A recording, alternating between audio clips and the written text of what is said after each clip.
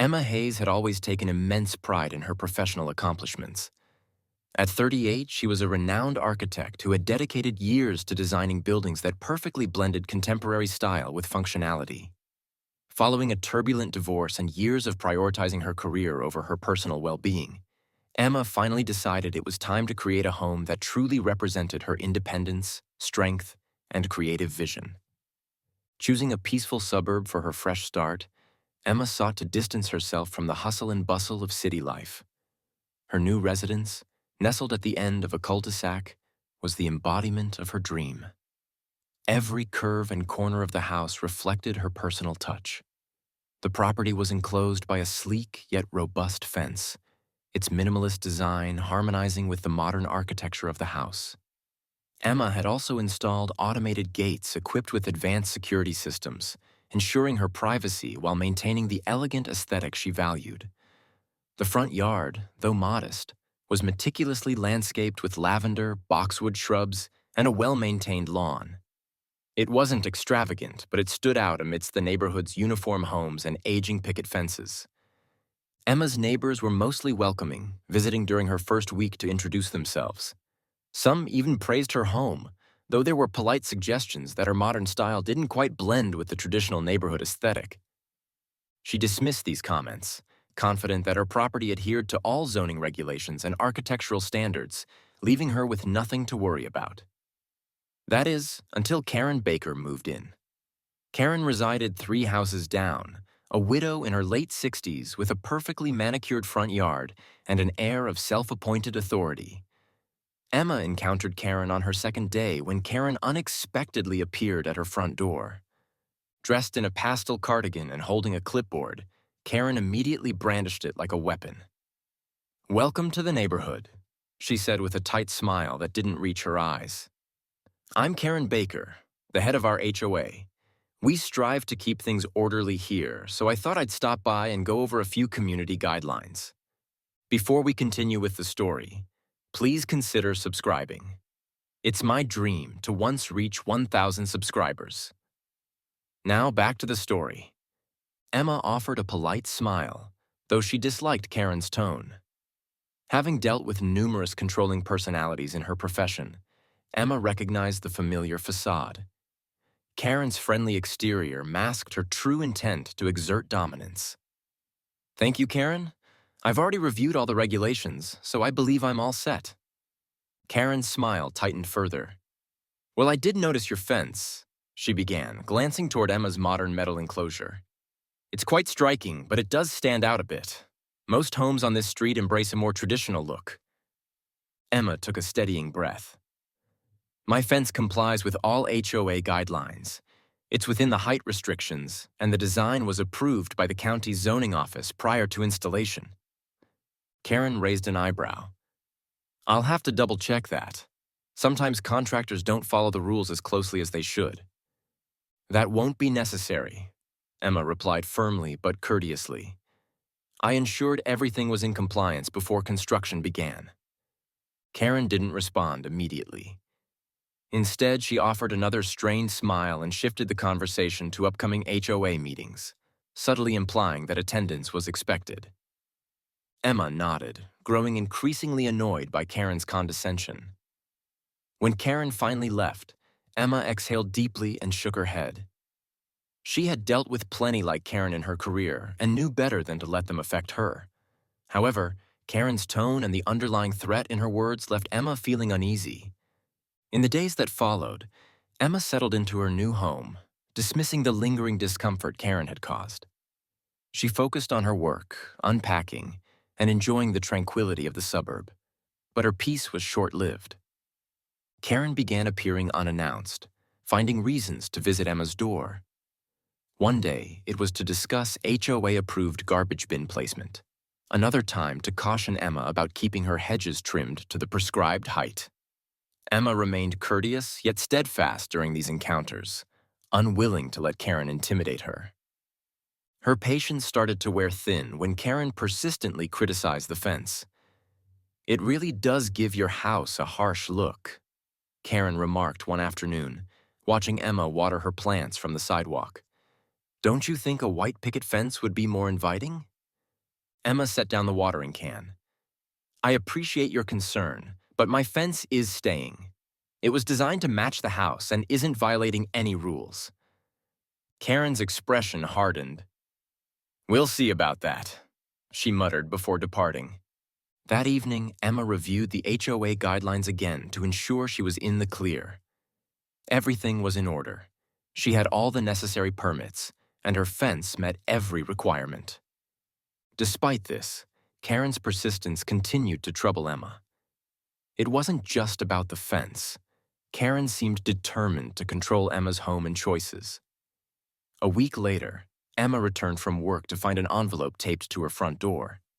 It was from the HOA, containing a formal letter demanding her attendance at a hearing to discuss alleged violations of neighborhood aesthetic standards.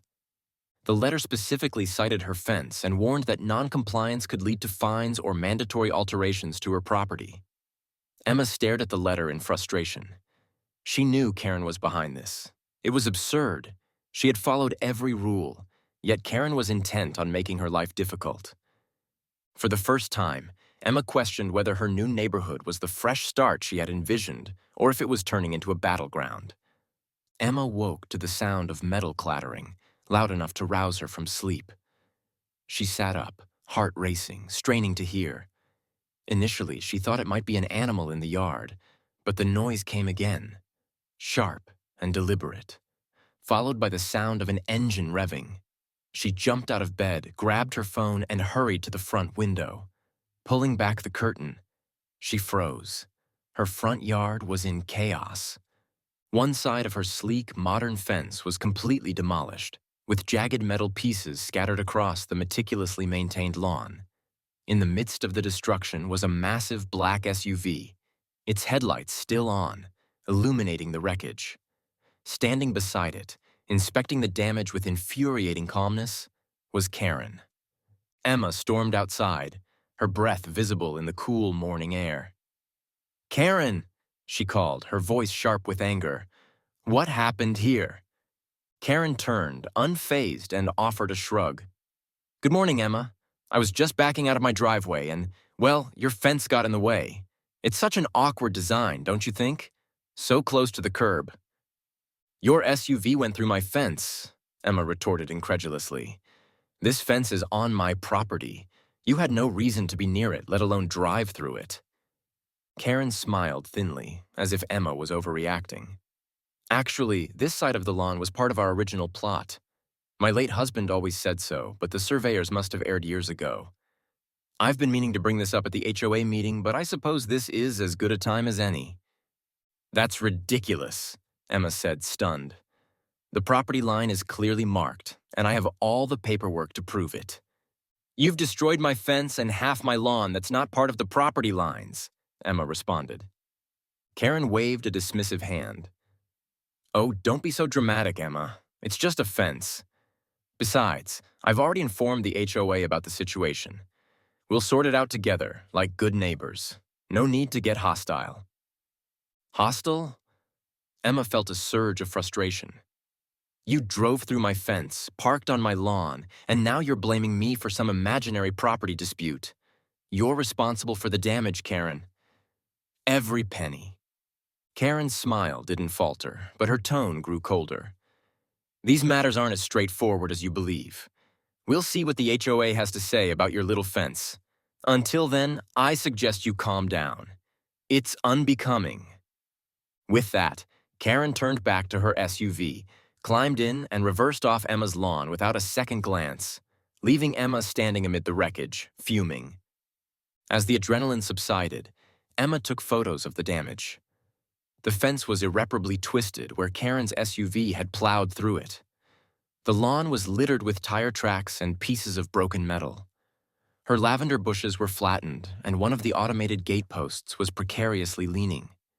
Emma called the police to report the incident. An officer arrived about 20 minutes later, his patrol car pulling up beside the mangled fence. He stepped out, clipboard in hand, and surveyed the scene with a low whistle. "Looks like someone didn't know how to use reverse," he remarked, scribbling notes. Emma explained everything. How Karen had driven through her fence, claimed part of the lawn as her own, and then dismissed it as nothing. The officer listened and took notes, but when Emma inquired about pressing charges, his response was disheartening. "Well, ma'am, since it's on private property and no one was injured, this is technically a civil matter. You'll need to file a claim with your insurance company, and if necessary, take it up with the HOA or small claims court." "Are you serious?" Emma asked incredulously. "She destroyed my property. Isn't that vandalism?" she pressed. The officer gave a sympathetic look. "It's a gray area. If you want to pursue it, you need to document everything thoroughly. Photos, receipts for repairs, any communication with her or the HOA. It'll all help if it goes to court." Frustrated but determined, Emma thanked the officer and saw him off. As soon as he left, she began gathering evidence. She photographed the damage from multiple angles, saved the police report number, and compiled documentation of her property line survey, permits, and HOA guidelines. The next morning, Emma received an official letter from the HOA summoning her to a hearing regarding her unauthorized fence installation and possible encroachment on neighboring property. Emma stared at the letter in disbelief. It was clear Karen had acted swiftly to manipulate the situation in her favor. Determined not to let Karen prevail, Emma contacted the surveying company that had handled her property's original boundaries and requested updated documentation. She also reached out to her insurance company to report the incident and began researching local property laws, but Karen wasn't finished. That evening, as Emma returned from a meeting with her insurance adjuster, she noticed something new on her lawn.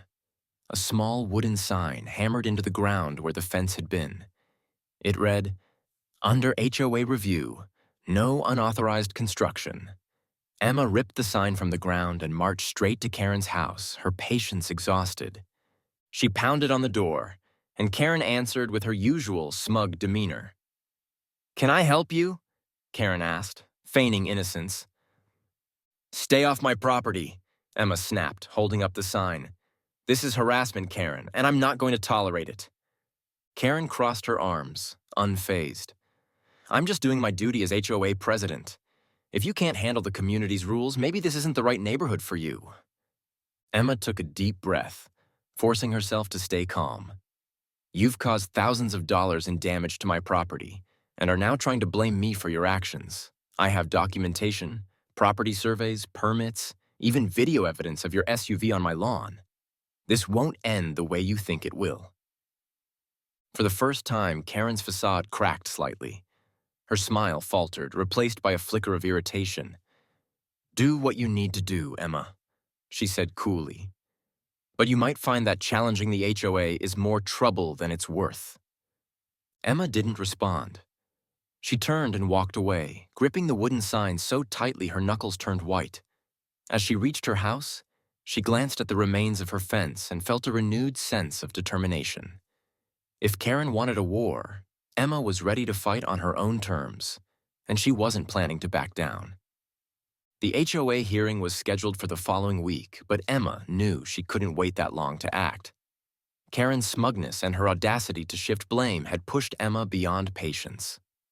Over the next few days, Emma immersed herself in preparation.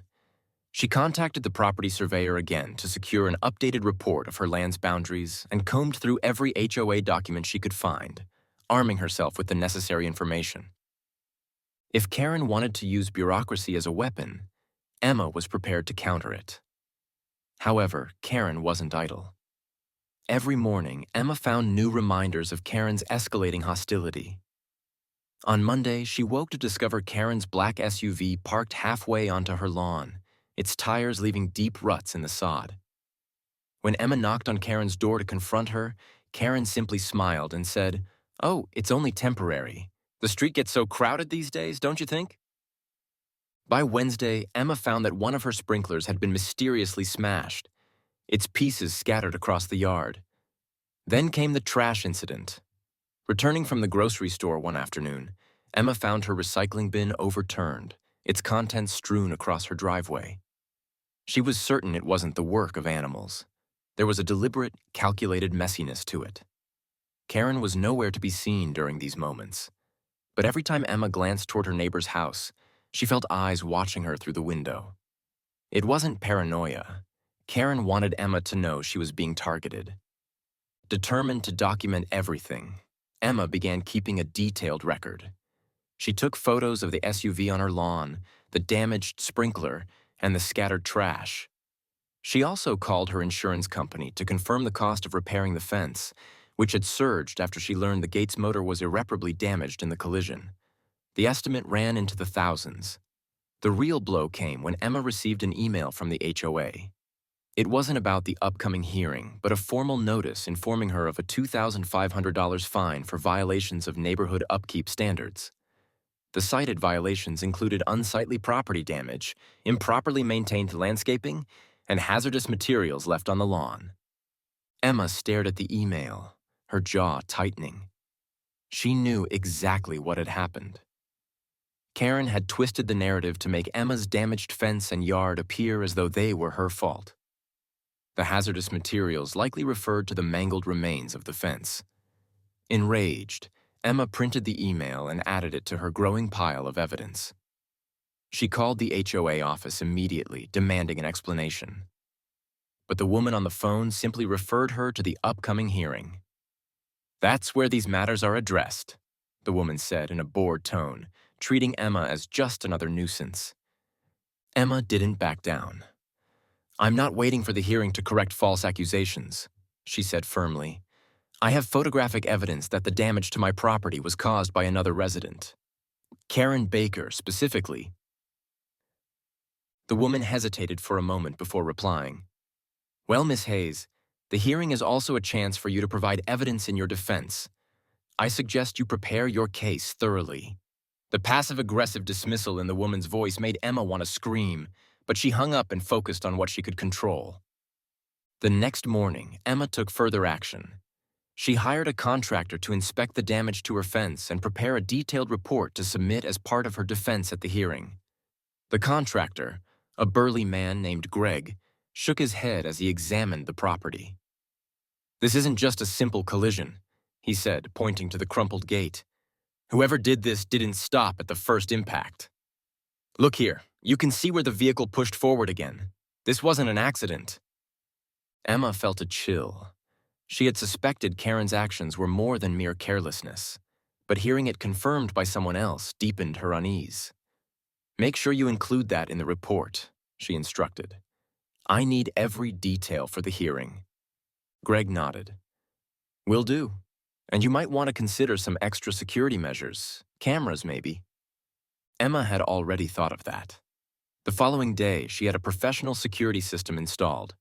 Cameras now covered every angle of her property, from the front yard to the back. The system was linked to her phone, allowing her to monitor the footage in real time. She didn't care if Karen noticed the cameras. In fact, she hoped she did.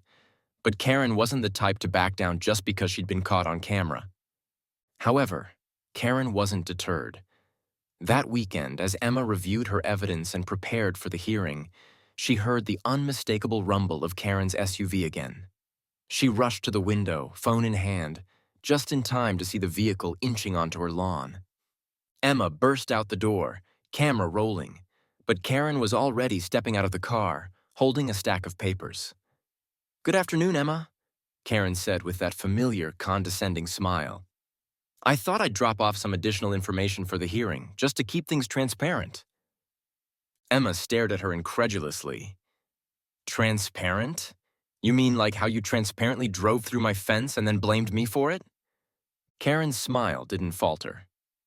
"Well, we all have our perspectives, don't we? Anyway, I think you'll find these documents enlightening. They outline some historical property lines for this neighborhood. It's fascinating, really." Emma snatched the papers from Karen's hands, glancing at them briefly. They were a mix of old surveys and handwritten notes, none of which looked remotely official. "This is nonsense," Emma said, holding up the papers. "And you know it. My property lines are legally documented and up to date." "You're grasping at straws, Karen," Emma continued. Karen tilted her head, her smile hardening into something colder. "We'll see what the HOA has to say. It's always best to let the proper authorities decide these matters." Emma stepped closer, her voice low and steady. "Stay off my lawn. Stay away from my property. And stop trying to intimidate me, Karen. It won't work. Karen's eyes narrowed, but she didn't respond. She climbed back into her SUV and drove off, the tires kicking up dirt as she left. As Emma watched her go, a sense of resolve settled over her. The hearing was days away, but Emma was ready. Karen wanted to play games, but Emma wasn't the type to lose when it came to defending what was hers. The day of the HOA hearing arrived, and Emma was prepared for battle.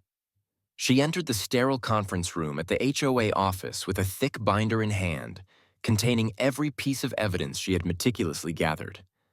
Photographs of the damaged fence and lawn, video stills of Karen's SUV parked on her property, the contractor's detailed report, property surveys proving her legal boundary lines, and a timeline of Karen's escalating behavior.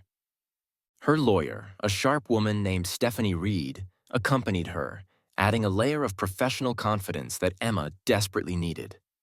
Karen was already there, seated at the head of the long table as though she were presiding over the meeting. She wore her usual pastel cardigan and a smug expression, flanked by two other HOA board members who looked as though they had been personally vetted to support her. A few other neighbors sat along the sides of the room, likely there out of curiosity. Emma caught the eye of Tom, the one neighbor who had quietly offered her support, and he gave her a subtle nod of encouragement. The meeting began with Karen clearing her throat and addressing the room with a voice dripping in authority. Thank you all for coming today. As you know, we are here to discuss a series of violations and disputes involving Miss Emma Hayes. These issues include property encroachment, non-compliance with neighborhood aesthetic standards, and damage to communal property. Emma's eyebrows shot up at the mention of communal property. Karen continued, unfazed, as if she hadn't just lied through her teeth. It is our responsibility as a community to ensure that every resident adheres to the guidelines we've all agreed upon. This is what maintains the character and harmony of our neighborhood. Stephanie leaned over and whispered, "Let her dig her hole. We'll handle it." When it was Emma's turn to speak, she stood and addressed the room, her voice steady despite the anger bubbling beneath the surface. I'd like to correct several misstatements made here today. First and foremost, my property is fully compliant with all HOA regulations, as outlined in the documents I've provided. The fence was professionally installed, and the design was approved by zoning officials before construction. Secondly, she continued, I'd like to address the claim of property encroachment, which is entirely baseless. Emma opened her binder and passed copies of her property survey to the board members, including Karen, who barely glanced at it. As you can see, the survey confirms that the fence is well within my property lines. The allegations to the contrary are nothing more than unfounded speculation. Karen interrupted, her tone sharp. Speculation. The original property lines for this neighborhood were documented decades ago. Just because you have a newer survey doesn't mean it overrides the historical layout of this area. Stephanie stepped in, her calm demeanor slicing through Karen's bluster. Actually, it does. Under state law, legally recorded property surveys take precedence over any informal or outdated maps. Unless you have an updated survey of your own, Miss Baker, your claims hold no legal weight. Karen's lips thinned, but she recovered quickly. Well, even if the property lines are technically correct, there's still the issue of neighborhood aesthetics. Miss Hayes' fence is an eyesore, and several residents have complained about how it disrupts the harmony of the street. Emma fought the urge to roll her eyes. If there are complaints, I'd like to see them. Karen smirked and produced a stack of papers from her bag. Gladly. These are statements from your neighbors expressing their concerns about your fence. Then Emma scanned the documents as Stephanie flipped through them beside her. Most were generic complaints about the fence being too modern or out of place. Emma recognized a few names and suspected Karen had pressured them into writing these letters. Stephanie pulled out one in particular and held it up. This letter, Stephanie said, is unsigned. Do we have any confirmation that it actually came from a resident? Karen waved her hand dismissively. Not everyone feels comfortable putting their name on complaints. That doesn't make them any less valid. In a legal context, Anonymous complaints are not considered credible evidence, especially in disputes involving property rights. Stephanie replied smoothly. Karen's composure cracked slightly, but she quickly shifted gears. Regardless, the damage to Miss Hayes' property was caused by you. Emma cut in, unable to stay silent any longer. The room fell silent, all eyes on Emma as she stood and flipped to a specific section in her binder. Here is photographic evidence of Miss Baker's SUV parked on my lawn multiple times. Here is the police report documenting her collision with my fence. And here, she said, pulling out a still frame from her security footage, is video evidence of her vehicle causing further damage to my property. She handed the documents to the board members, one of whom visibly paled as he glanced at the footage. Karen's face remained frozen, but her knuckles whitened as she gripped the edge of the table. Stephanie took over, her voice calm but firm.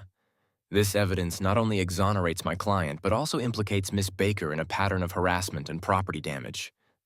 Furthermore, the fine imposed on Miss Hayes for so-called unsightly property damage is clearly a retaliatory action orchestrated by Miss Baker to deflect blame. We demand that the fine be revoked immediately and that the HOA investigate Miss Baker's misuse of her authority as president. The room buzzed with murmurs as the board members exchanged uneasy glances. One of them, a man in his 50s who looked particularly uncomfortable, cleared his throat. This is a serious matter. I think we need to review all the evidence before making any decisions. Karen attempted to regain control. There's no need for a full review. No, Emma interrupted, her voice firm. This is a pattern of bullying, and it's gone on long enough. I've complied with every rule, followed every guideline, and yet I'm the one being fined and dragged through these ridiculous accusations. It's time for this to stop. The board members seemed to shrink under Emma's glare. Tom, sitting quietly in the back, finally spoke up. I've lived here for 10 years, and I've seen this happen before. Karen's used her position in the HOA to go after anyone who doesn't do things her way. It's about time someone stood up to her. Karen shot him a venomous look, but the damage was done. The room was turning against her, and she knew it. After a tense pause, one of the board members finally spoke. We'll need to adjourn this meeting and review the evidence before making a decision. Until then, all fines against Miss Hayes are suspended. The board member concluded. Karen opened her mouth to protest, but the board member cut her off. That's final. Emma exhaled, the tension in her chest easing slightly. It wasn't over, but it was a step in the right direction. Karen's composure was gone, her face flushed with anger as she gathered her things and stormed out of the room. As Emma left the meeting, Stephanie turned to her with a rare smile. You handled yourself well in there. Emma nodded, feeling a flicker of hope. Karen might have initiated the fight, but Emma was determined to finish it, and this time she had the upper hand. The victory at the HOA hearing was short-lived. While the board had temporarily suspended the fines and promised to review the evidence, Karen was clearly not willing to let it rest. Over the next few days, Emma felt the pressure intensify as Karen shifted her tactics from direct confrontation to a more insidious form of harassment. It began subtly. Emma's mailbox was suddenly inundated with HOA notices almost every day, more than usual. There were petty complaints about her property, excessive weeds in her garden, which didn't exist, unapproved lighting fixtures on her porch, and even a bizarre claim that her trash bins were placed at an unsafe angle on collection days. Each notice demanded action, accompanied by thinly veiled threats of additional fines. At first, Emma ignored them, knowing Karen was trying to bury her in paperwork and harass her into submission. But then, one morning, she found a bright orange tag taped to her front door, declaring that her home was under review for unauthorized structural modifications. The notice stated that an inspection would be conducted in the coming week, and any violations found could result in further penalties. Emma's frustration boiled over. The so-called unauthorized structural modifications were non-existent.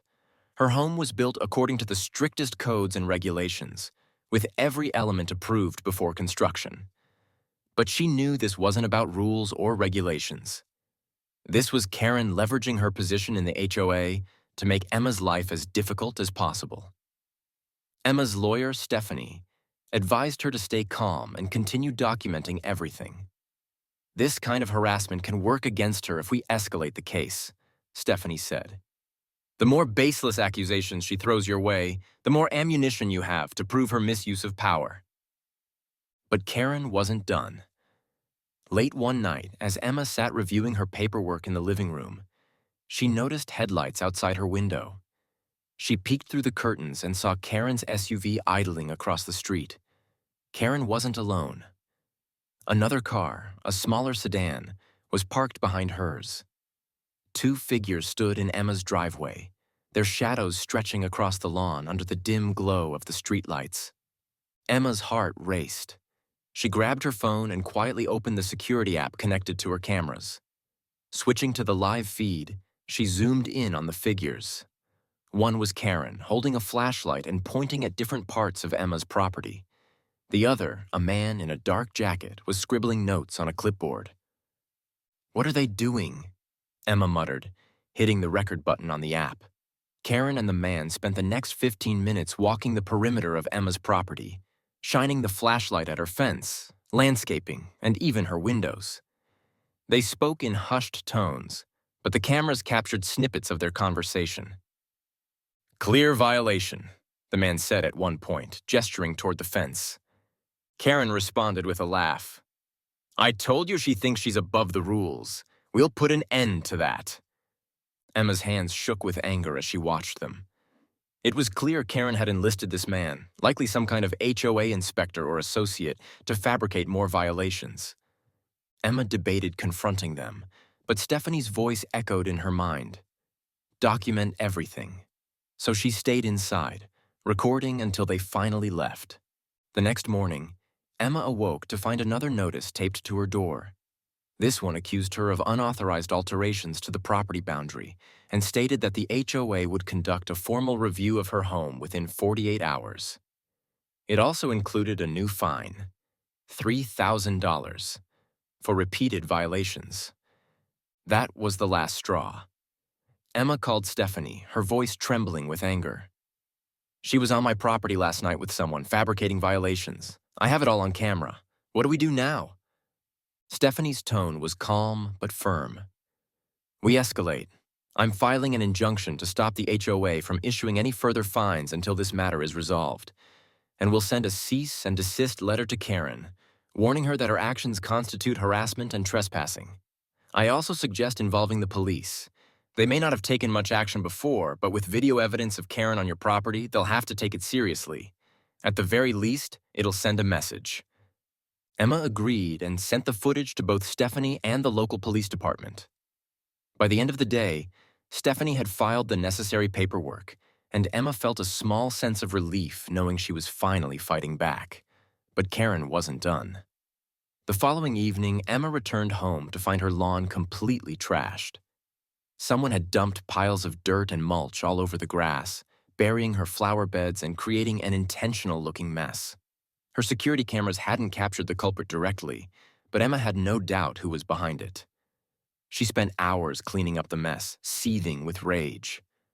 Karen was escalating, clearly unwilling to stop, until she broke Emma's resolve or forced her out of the neighborhood entirely. The turning point came when Tom, the neighbor who had quietly supported Emma during the hearing, knocked on her door later that night. He looked nervous, glancing over his shoulder as if afraid someone might see him. "Can I come in?" he asked quietly. Emma nodded and stepped aside, gesturing for him to sit. "What's going on?" Tom hesitated before speaking. "I don't want to get involved, but I think you should know something. Karen's been talking to some of the other neighbors, trying to get them to sign a petition to have you removed from the HOA entirely. She's claiming you're a troublemaker, making the neighborhood unsafe." Emma's jaw dropped. "Can she even do that?" Tom shrugged. "Technically, no, but if she gets enough people to back her, she could make your life even harder. And well, some of the neighbors are afraid to say no to her. She has a way of making things difficult for people who don't agree with her." Emma sighed, her frustration mounting. "Why are you telling me this, Tom?" "Because it's wrong," he said simply. She's been doing this for years, picking targets, harassing them until they either fall in line or leave. I've seen her do it to 3 other families. Most people are too scared to stand up to her, but I think you might actually have a chance to stop her." Emma nodded, her resolve hardening. "Thanks, Tom. I appreciate you letting me know."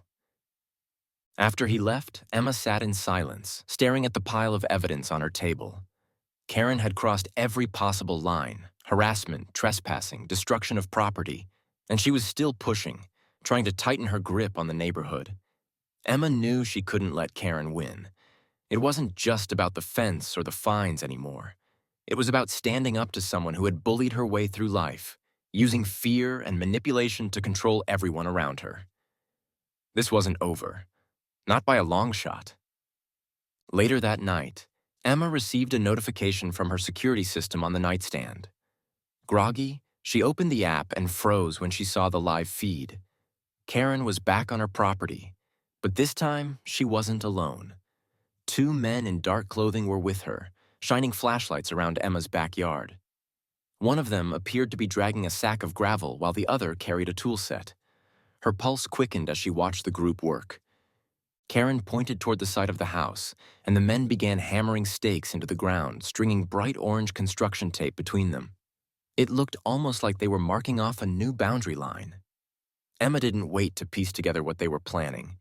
She grabbed her phone and dialed the non-emergency police line, explaining the situation to the dispatcher in as much detail as she could. "They're on my property right now," she said, her voice calm but urgent. "I have security footage proving they've been trespassing multiple times. I need officers here immediately." The dispatcher assured her that a unit was on the way, and Emma stayed on the line, watching the live feed as Karen and her accomplices continued their bizarre work. One of the men finished hammering the stakes and began digging a shallow trench along the line they had marked. 15 minutes later, red and blue lights illuminated the cul-de-sac.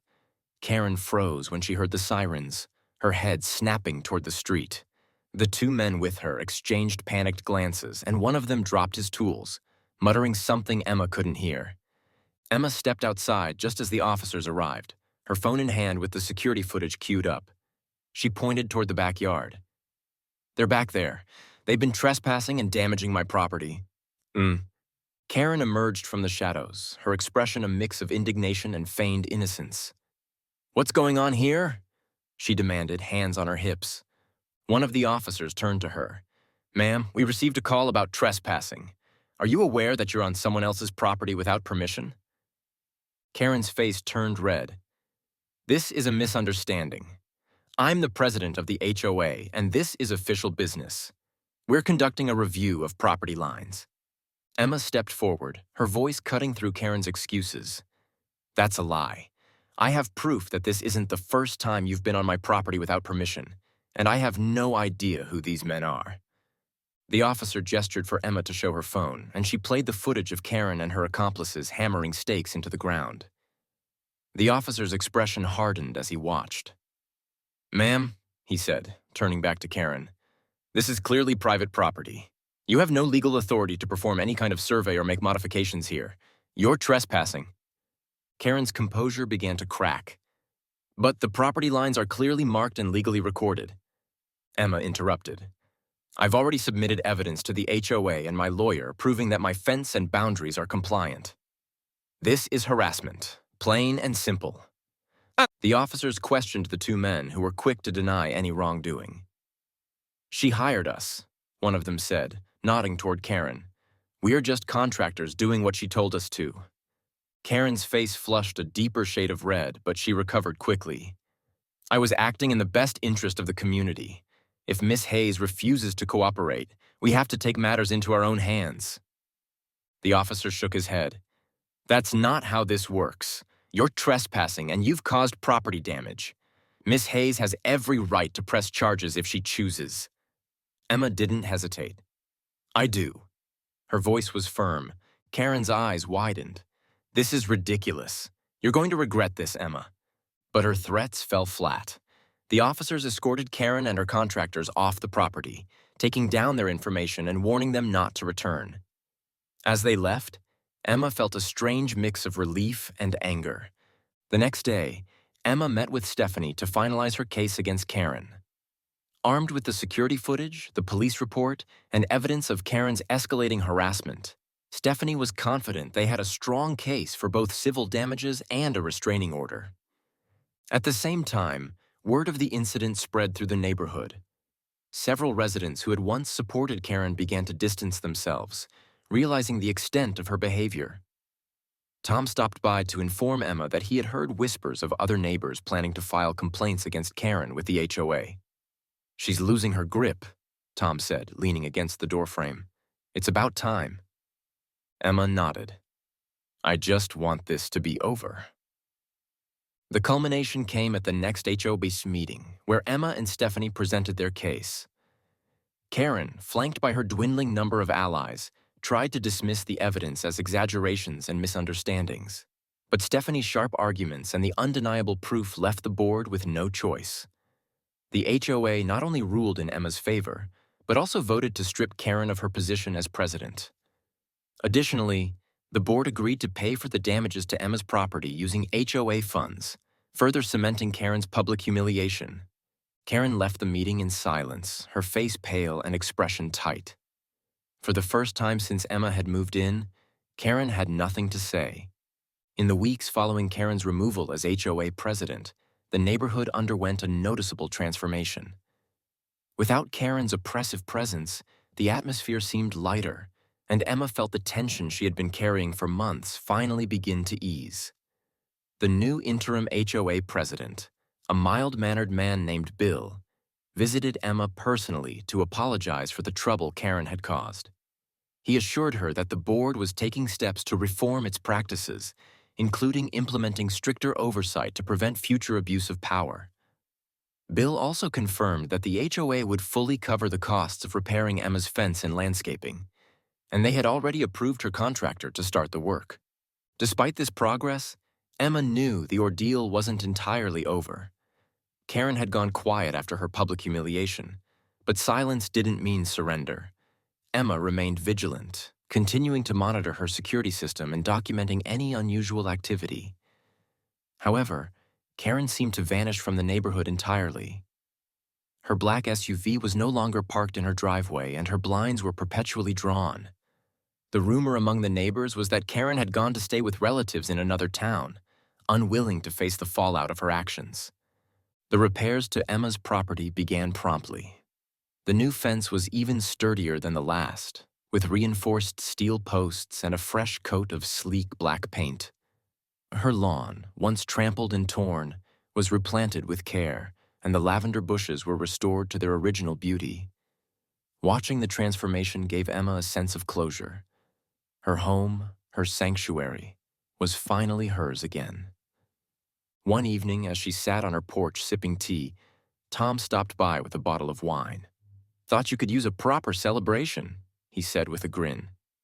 Emma laughed and invited him to sit. They toasted to the end of Karen's reign and chatted about the changes in the neighborhood.